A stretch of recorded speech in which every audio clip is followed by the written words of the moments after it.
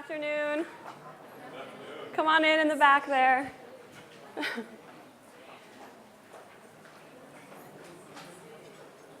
So I'm going to talk about vibe and why that's so important.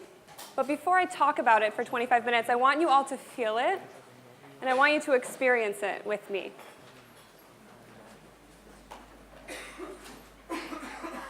So I'm going to borrow a tradition from a company called SoundCloud. Raise your hand. Have you heard of SoundCloud? It's the world's leading audio platform based in Berlin, Germany. Yeah, in the back. So SoundCloud, when they were a young company, they used to do something in the afternoon, right about now, right about this time. Oh, where's my clicker? Oops. Here we go. And it was right about in the time of the afternoon where you're really tired, where you're like, you need your third cup of coffee of the day, or the energy is kind of low. They used to have something called Tanzenbrechen, which means dance break. So I'm going to invite you right now to help me collectively raise the vibration of this room by partaking in a little bit of a dance party, okay? So don't think about it. You know, we've been talking about all day how we sit all day and it's so unhealthy. Let's get up. Don't think about it, just do it. Danny, hit me. Dance break. Vamos a bailar. Give me some. Danny, please. Please, man. Please, Danny. There it is. Come on, move your feet. With the air, like I don't care, baby, by the way. Move your body. Because I'm happy. Clap along if you feel like a room without a roof. Come on, move the hips. Clap along if you feel like happiness is the truth. Hands up. I'm happy. Clap along if you know what happiness is to you. Because I'm happy. Clap along if Move your body, let's go. like that's what you want to do. Here come bad news. Come on. Listen that. Woo. Really all you got, don't hold back. Come on. I should probably warn you, I'll be just fine. No offense to you, don't waste your time. Everybody, come on. Arms up. I'm happy. Clap along if you feel like a room without a roof. Because I'm happy. Clap Dance the along person next to if you. you Smile. feel like happiness is the truth. Because I'm happy. Clap along if you know what happiness is to you. Because I'm happy. Clap along if you feel like that's what you want to do. Thank you, Danny. Round of applause. Thank you.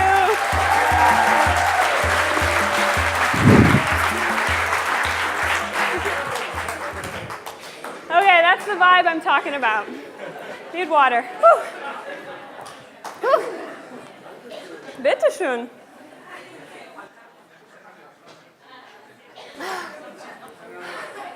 Oh my gosh, now I'm really out of breath. Hold on.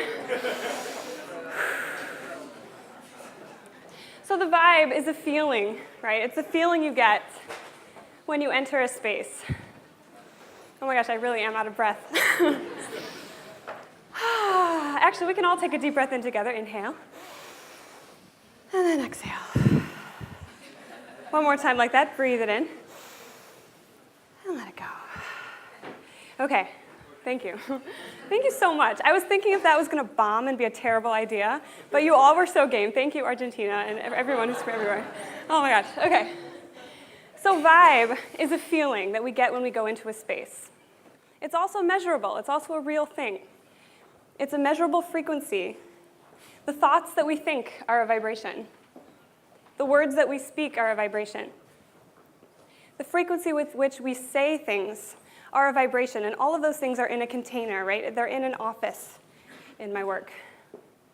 It's about creating a container with a vibration so elevated that there's no space for fear anymore.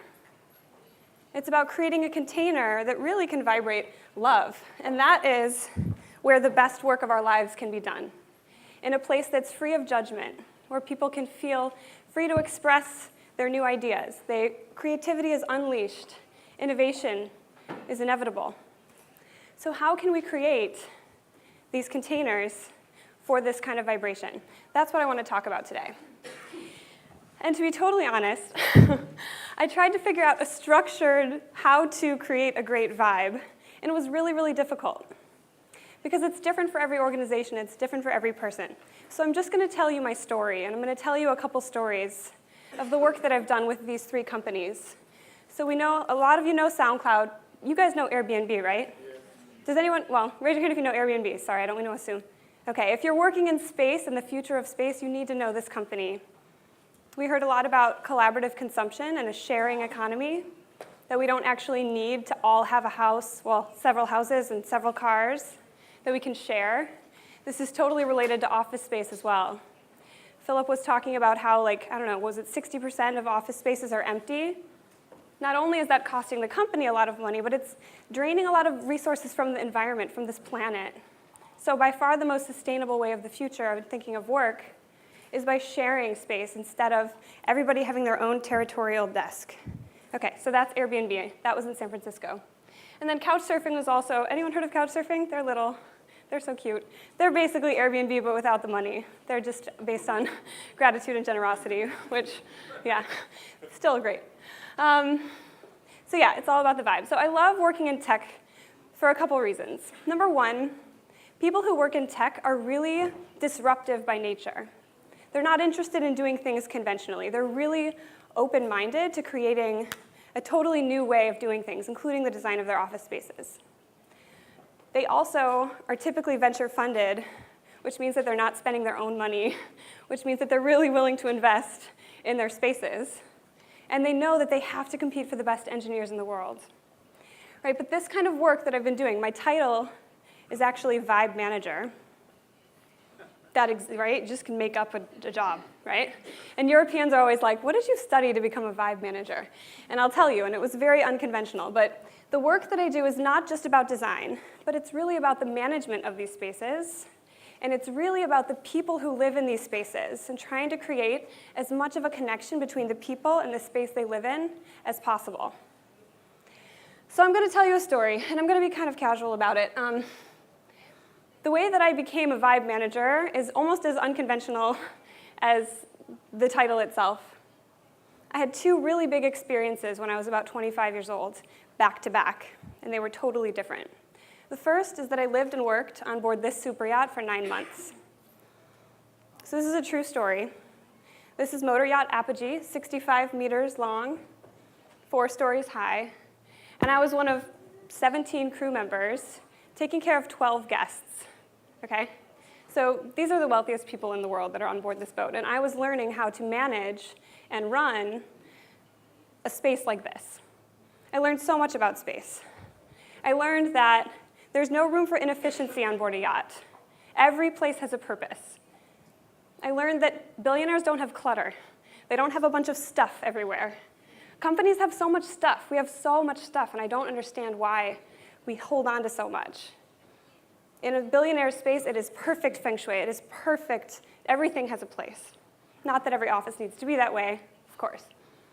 But I also learned the why. I learned why, the why behind spaces. Why do we care about space so much? What is the point of paying so much money and spending so much time creating these perfect spaces? And it's really just to enable conversation. How can we create an environment where 2 people or 3 people or 200 people can have the most clear conversation possible? How can we create an environment where there's no obstacles so people can really be free and fearless in the way that they're communicating? I also learned about service. This is like probably the most important thing. I learned how to serve the richest people in the world. And I learned that level of service. And when I was in the crew, we were all kind of serving from a place of wanting to get a big tip. We were serving because we wanted money, which is not the point, right? What I learned is that by serving, first of all, that everybody serves, right? Whether you're in the laundry or cleaning the bathrooms or you're working in your current role for your boss, you're serving. Your boss is serving your shareholders. The shareholders are serving the government. The government is supposed to be serving the people. Sometimes that happens, sometimes not.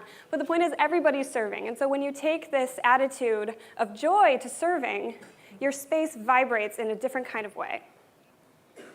So one of the guests on board this yacht, I served because I really loved them.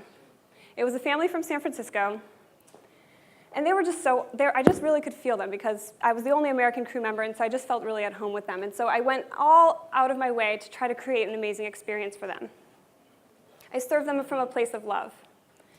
And at the end of that, the father of the family said goodbye to me, and he gave me a business card, and he said, hey, if you're ever in San Francisco, you should call me up, like I can help you out. And I was like, that's gonna come in handy for sure. So I kept that card. I was like, sweet. A couple months later, I got sick of the boat, and I was over it. It's like, it's too much wealth, it's too much waste. And I decided I was going to go to India and become a yoga teacher. And so within a 3-week span of time, I went from working on a super yacht to India, okay? I can't think of 2 more different environments to be in. And so I got smacked and schooled with like all kinds of lessons. One big lesson that I learned, which I had been told over and over in my life, was that money does not equal happiness. Okay, money does not equal happiness. The other thing that I learned is that health is wealth. That being healthy is being wealthy. I remember I finally got to India, I was off the boat, I had been stuck on a boat.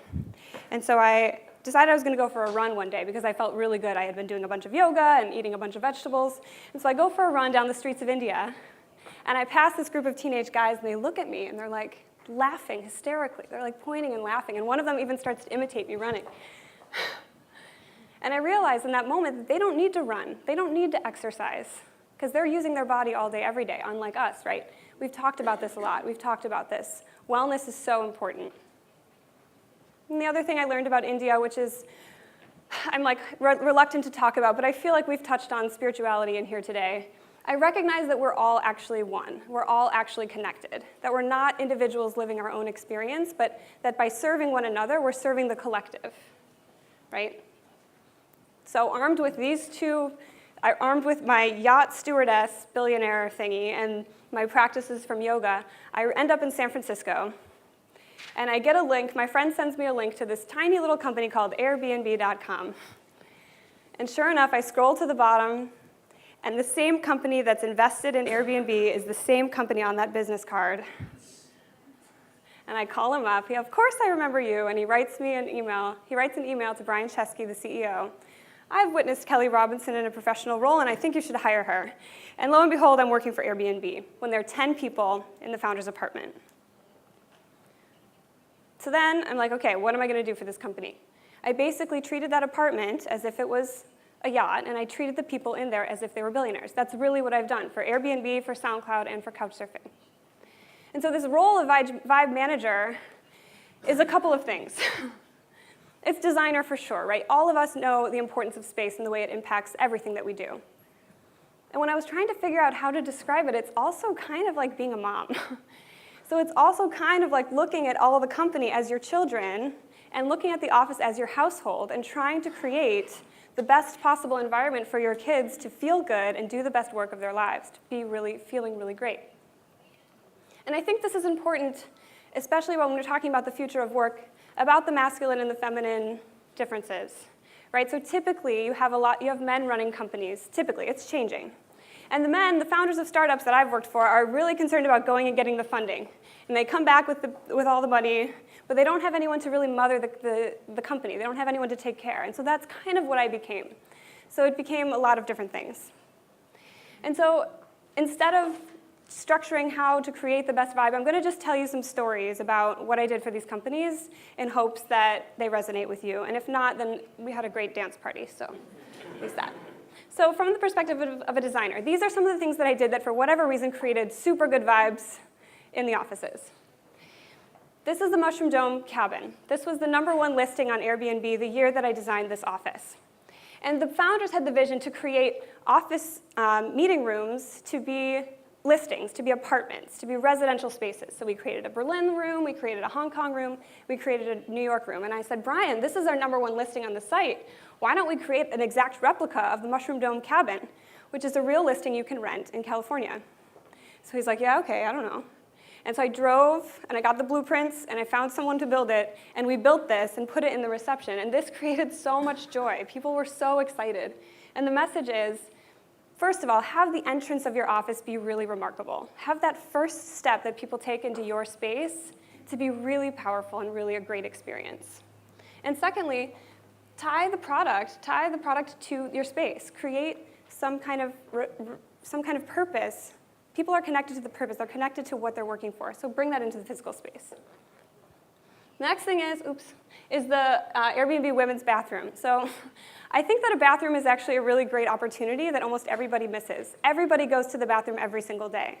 But bathrooms are so boring. They're so bland. And so I had a lot of men in the company and not a lot of women, so I decided to create a really, really feminine space with the bathroom. And for whatever reason, women loved it. People were taking pictures of it. They're sharing it with their friends. We did pink. We did black and white. We had tons of perfume and kind of girly stuff. Bathroom is an opportunity to communicate for sure also. So make sure your bathroom's not boring. Then I get to SoundCloud in Berlin. And I started freaking out a little bit because I was in Europe all of a sudden, and it's a super diverse company. I think now there's 30 nationalities represented in the headquarters. And so I was like, oh my God, am I going to be able to do a good job making this space? And I came back to the basic human needs. And people were wanting to take a nap. They were like sleeping on beanbags.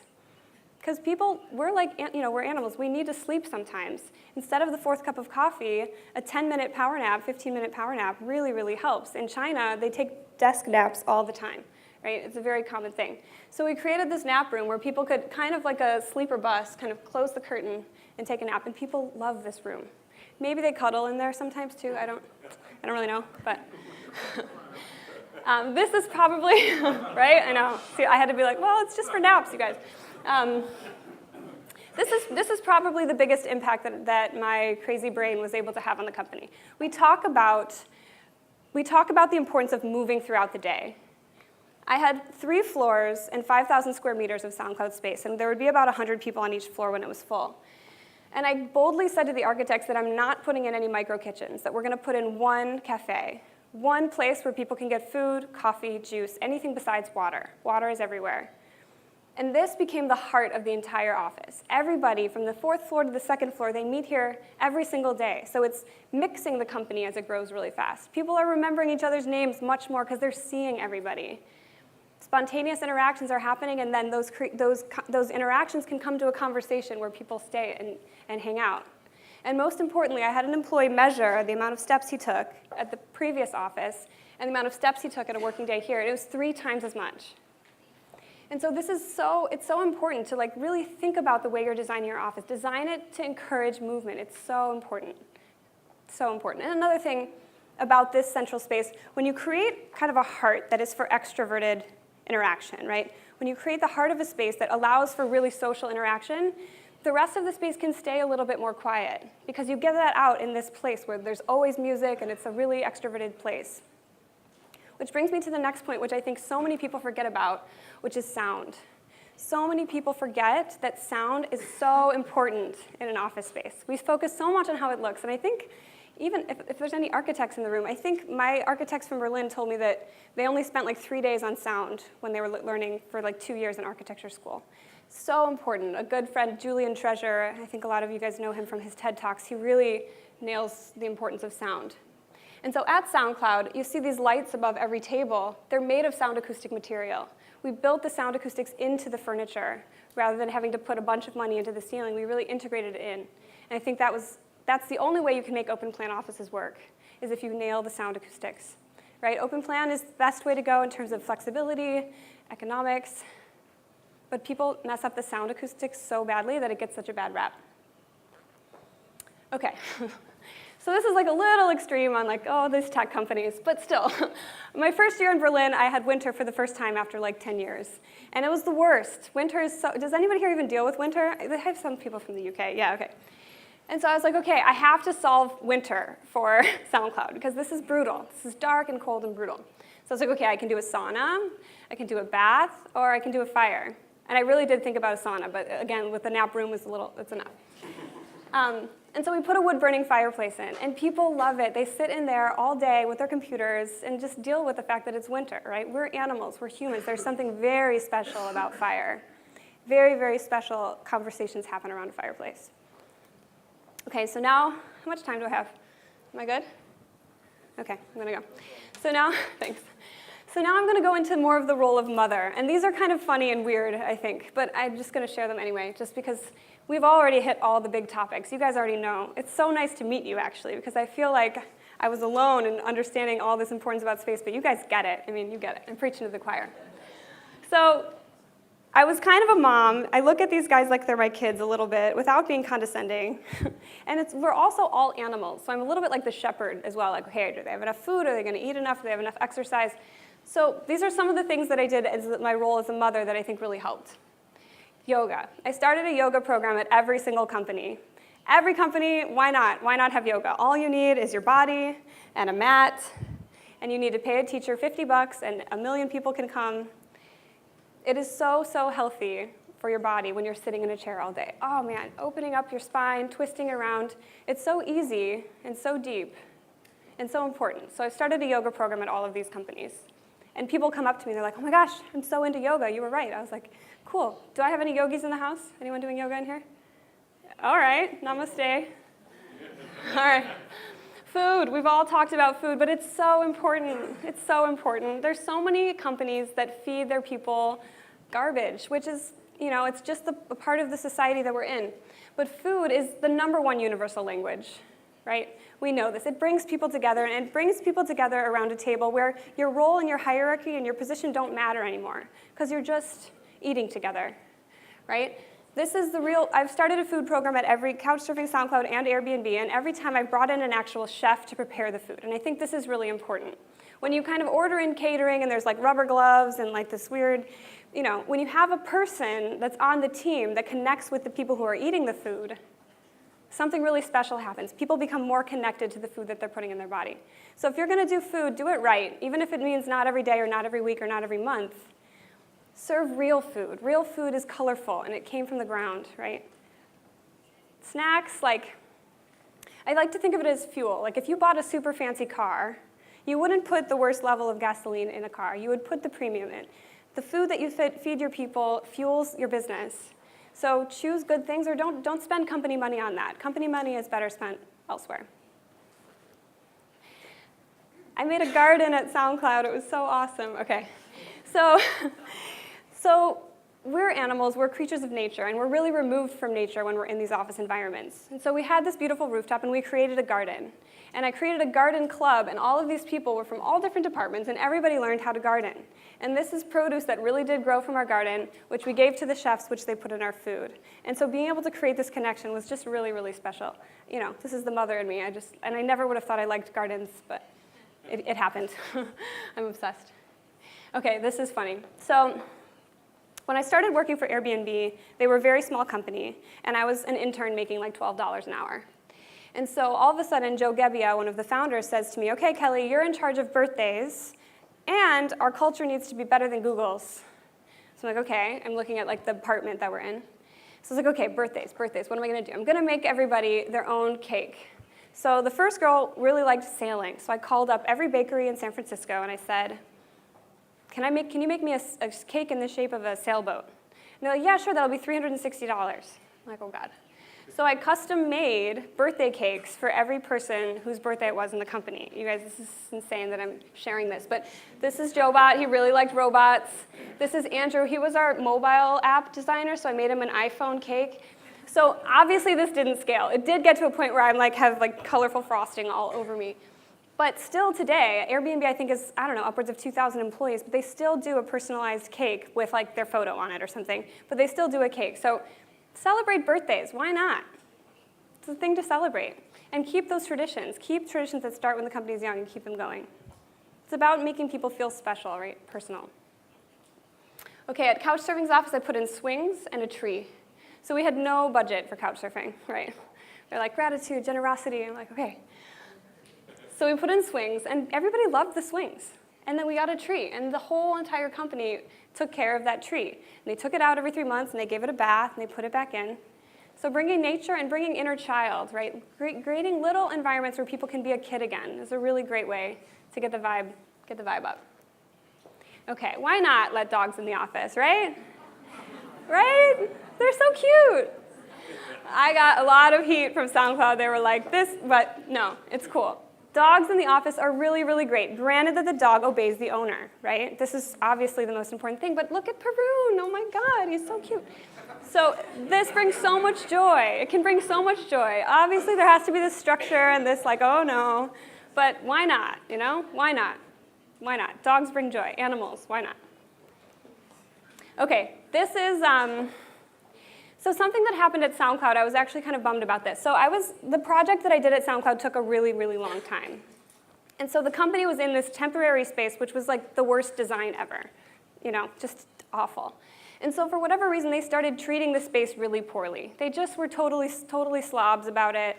And I think like the culture of Berlin tends to be a little bit like messy and like grimy. Like people throw their beer bottles in the river. It makes me really sad. But so I was really determined to not let that happen at this new beautiful headquarters that I was building and spending 2 years of my life on. So I was like, okay, how can I get people to not treat the space poorly? Like number one, you need to make them love it. How can you create a space that people will love? Know your people. Tie it into the product. Do a good job on designing it. But then I decided that I needed to teach them. I decided that before we moved the whole company in, that I would take small groups through in tours, discovery tours we call them, of 10 or 12 people. And I took them through the whole office and I taught them why it was designed as it was. And each tour would go back to the old headquarters and they would just be talking about the new space and then another one. And so it created this amazing vibe. And I think what I want to kind of start to close in on here is that there's really three things that create a world-class office environment. And I would argue that this is not just for offices, but for really any space, even for our entire planet, which is that the design has to be awesome. The management has to be really great, right? Serving from a place of joy, even when people are jerks. Not easy, I know, right? And then people need to care about it. People need to treat it well. And what's going to make them treat it well is if they feel connected to it. These three things are so important, and I really believe that this is possible on our planet. I think the same is true for our planet. Nature rocked the design of this planet. I mean, we have by far the best planet in the solar system, people, totally. The management, I don't know, maybe our governments could be probably doing a better job. I think we could definitely do a better job in treating it better. But I do believe that it's possible to create a vibration within this planet that is really high. Because when I first came on this stage and we all started dancing, for a moment, this container was of love and joy.